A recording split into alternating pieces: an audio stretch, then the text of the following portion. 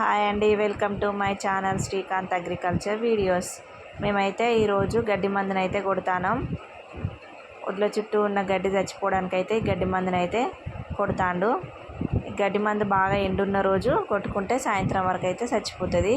అందుకోసం వాళ్ళనైతే గడ్డి మందునైతే కొడతాండు. కొట్టిన తర్వాత నార్మడికైతే నీళ్లు పెట్టి నార్మడికి పిండి అయితే చల్లుతాండు. ఈ నారు పోసుకొని వాటికైతే 15 రోజులు అవుతుంది. అందుకోసమని అయితే దీనికైతే పిండి చల్లుతాండు. చూడండి, నీళ్ళు పెట్టి పిండి అయితే చల్లుతాండు.